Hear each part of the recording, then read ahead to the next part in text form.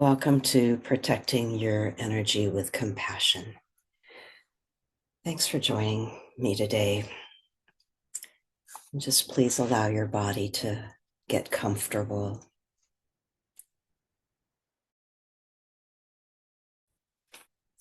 And as you settle in, just let your breath slow down naturally. We're exploring today how boundaries aren't walls, but they're compassionate practices that can protect our energy, our authenticity, and our emotional well-being. So as you feel the support beneath you, just allow your shoulders to soften. Notice where it is that you're holding tension. And as you settle in, if you'd like, you could reflect on how many of us were taught to somehow ignore our limits in order to keep peace, to avoid conflict, or to feel loved. Over time, we may lose touch with our own signals, and we may continue giving after we're feeling fatigued or exhausted. So today's an invitation to connect with your limits with compassion rather than judgment. I invite you to bring more awareness to your body in this moment. Just notice where you feel open, and notice where you might feel a little tense or guarded.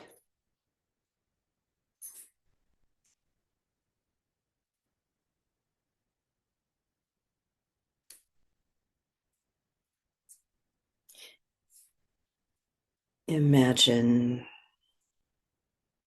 or feel how your body has its own wisdom, how your nervous system has been speaking to you all along, perhaps through fatigue, perhaps through resentment, perhaps through numbness, perhaps through anxiety, irritation, or withdrawal. Our bodies often notice boundaries or boundary crossings before our minds fully understand them.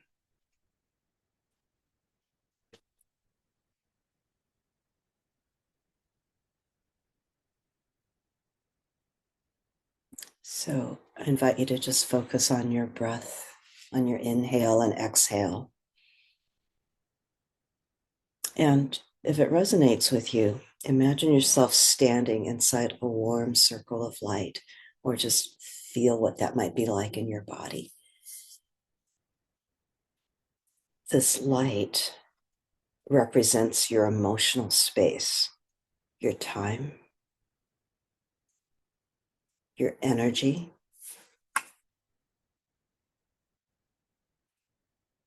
your values, your humanity.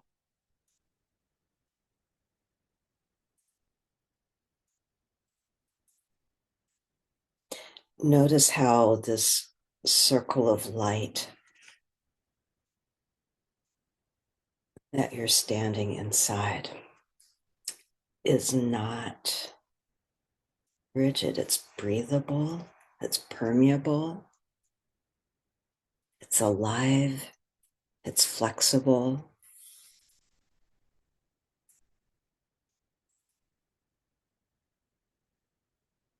Healthy boundaries are not walls.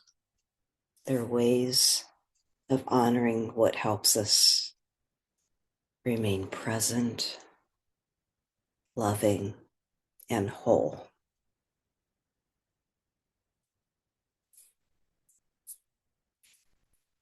Now, if you can, I invite you to reflect on a recent situation where you may have stretched your limits. Perhaps you said yes when your body wanted rest. Perhaps you absorbed emotions that were not yours to carry.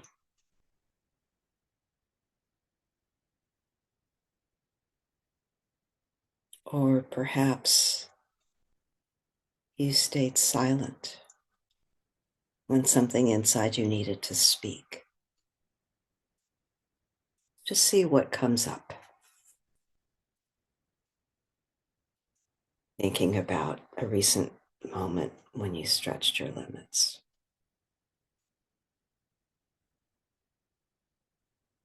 Without criticizing yourself, can you just simply notice what did your nervous system feel like in that moment?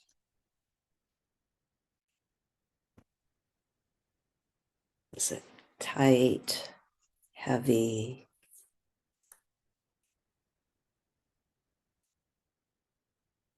guarded, scattered, numb? Our nervous systems speak to us in different ways. How did yours speak to you when you stretched your limits recently?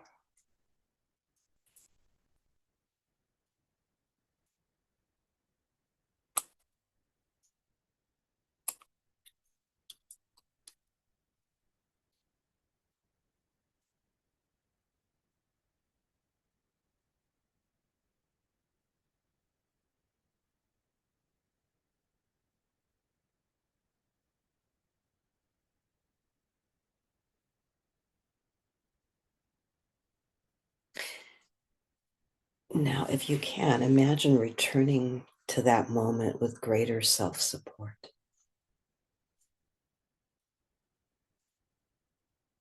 Can you picture yourself taking a slow breath before responding?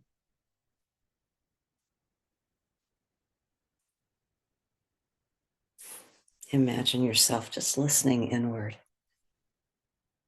Perhaps you can say, let me think about that. Or, I can't take that on right now. I need time. Or, I care about you and I also need to care for myself. Just whatever words come naturally to you about protecting your energy more. Just notice what emotions are arising in you as you imagine yourself saying what it is that you need to say. Perhaps you feel a little guilty, perhaps anxious, perhaps you feel relief.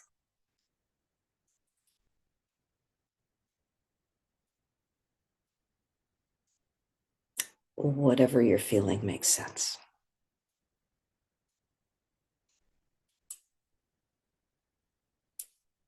For many people, boundaries are associated with rejection, conflict, danger. So if setting limits feels uncomfortable, it doesn't mean you're doing something wrong. It means that you're growing.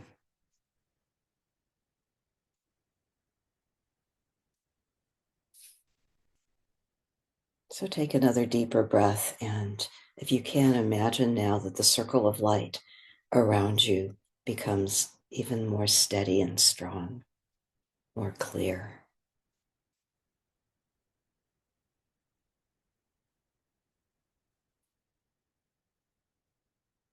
Take in the idea that you're allowed to protect your energy.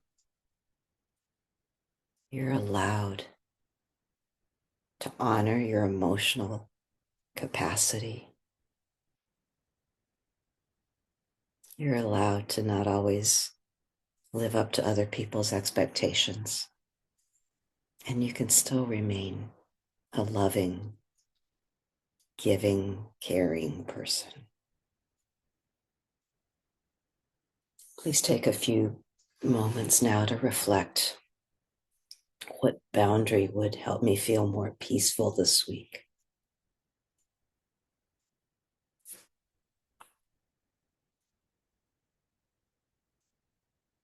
What boundary would help me feel more peaceful this week?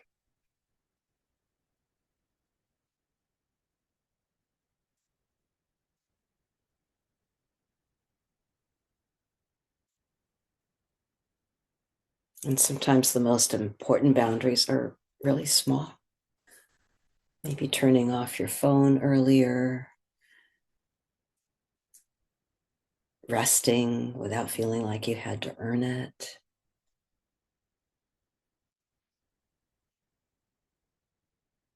leaving a conversation that feels draining or unsafe,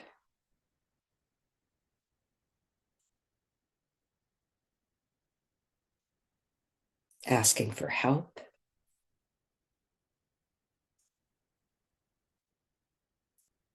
saying no to a request, kindly but firmly.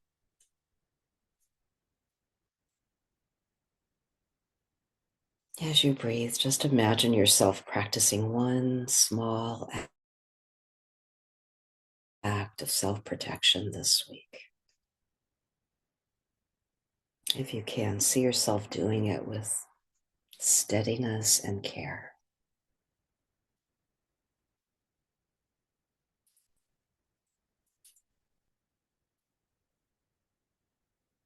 Is there a place on your body right now that could just feel some more support from your hands? Maybe your heart, your solar plexus.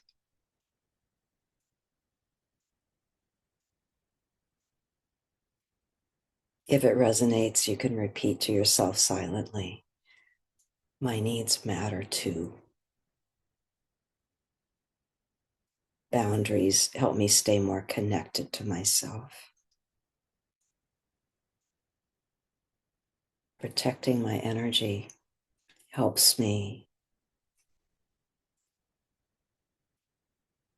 care for others more sustainably.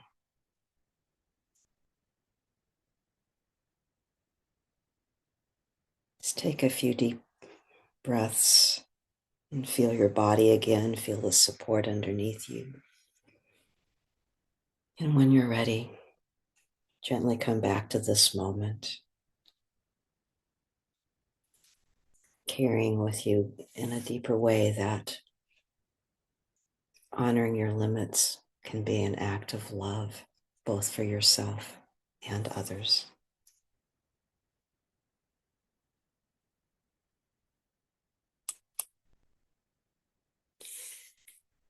We'd love to hear from you in chat or out loud.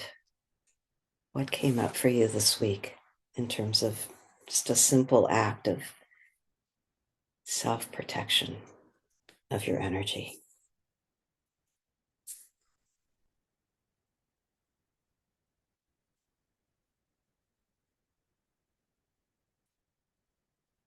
For me, it's taking more time to respond to people.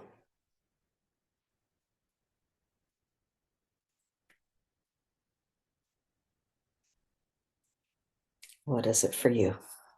Because whatever you say, it elevates all of us, informs all of us.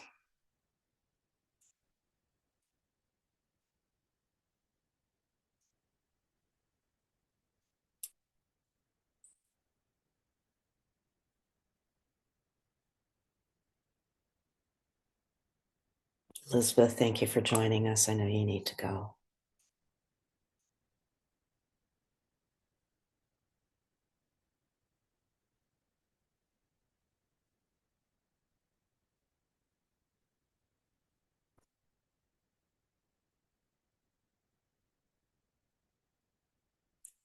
Isabel, taking more time to respond resonates for you as well.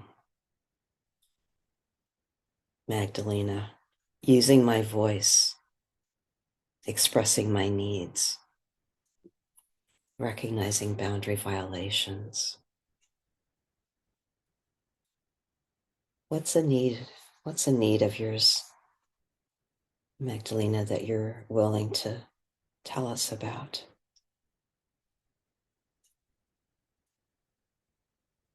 Matthias, have to leave, but want to share. I'm often so afraid of disappointing people, yet I know that setting boundaries is a gift to anyone because they get to see me as my authentic self. That's so beautifully stated. Yeah, I get to see you as your authentic self when you set a boundary.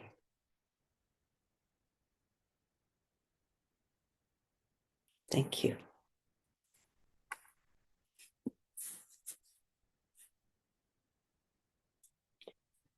Magdalena, being understood and feeling seen. That's a need of yours. Hey, guess what? It's a need of mine too. To be understood and to feel seen. Shakti, staying aware of my emotions and what I want to do in response.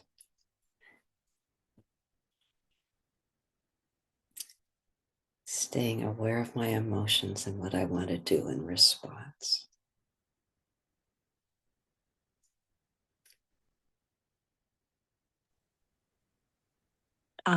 Mavis, can I say something? Please. For me, I find that I often don't know what I want. I often don't know what I want, and people seem to, everybody around me seems to know what they want all the time. And it's like, even if I take, even if I take time, I, I often don't know what I want. Like I've been busy all my life, I think, uh, meeting people's wants. I really don't know what mine are a lot of the time. So how do you work boundaries around that? I'm really glad that you're stating this. Yeah. I don't know how. I don't know what I want. So, and I'm around people who know what they want all the time. Mm. And what do you learn from being around people who know what they want all the time? What do I learn? Well, that I'm useful, I guess, or I'm responsive. I learned that I you yeah. Oh, maybe I think I'm learning I'm with the wrong people. I don't know. Sometimes I don't have a choice, but I don't know. Hard question. You're learning, yeah, it's not an easy question. You're learning that you might not be around the right people. You're learning that they're very self-focused and at ease in terms of stating what they want. Maybe they're modeling for you. This is how you do it. Yeah. Yeah. Yeah. They're telling you that you're very responsive. So your question is, what can I do in a situation like this where I don't know what I want? And you sort of answered your question when you said, maybe I'm around the wrong people. So I'm going to invite you to think about the people who are more tuned in to you and your needs Yeah. and who can reflect for you. Oh, Isabel, you seem a little reluctant to respond to my request, or Isabel, you seem a little tired today. Mm. And Okay. I never hear that. But okay, that's really good. Like yeah, that's really good. You never hear that. No, I never hear that. No, no. So I don't even know if I'd recognize it if I heard. Well, I do now. I was going. That sounds good. That sounds good. So I think you're giving all of us here permission to just reflect for you. Yeah, yeah, This is what you might be feeling. And I'm also going to invite you to pay more attention to what your body is telling you. Because when yeah, you say, I don't know what I want, what's your body feeling when somebody makes a request? Are you like yeah. what are you feeling right now? What's Um, happening in your body? my back is up. Like I'm really feeling it. My back is exposed. And I'm sweating in my back. I don't know. Yeah, I feel. Um, is that a sign that maybe you're speaking your truth more? Yeah. So I would listen to signs Mm, indicating that, oh, I'm growing somehow. This is uncomfortable for me, and I'm more in touch with my heart. yeah. Thank you. I always love it when you speak up. Mm, thanks.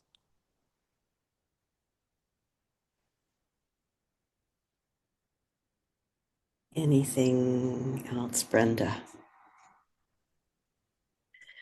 Yeah, something that I've been doing more recently that it's taken me a long time to get to feeling okay with doing this is keeping my phone on do not disturb a lot of the time, and then just allowing myself to Mm, check it when I feel mm, ready to check it and respond when I feel ready to respond. It feels so good. mm. Yeah, Check my phone when I feel like it, respond when I feel like responding, and not before that. yeah, Yes. it's so good. Yeah. Let's all make a pact with one another to do that. Magdalena, I love that. I'm going to do it too. I'm doing it for the last 2 weeks. Yes, so good. Shakti, remember when we didn't have mobile phones? How wonderful was that? I actually know people, younger people, who are switching back Mm, to non-mobile phones.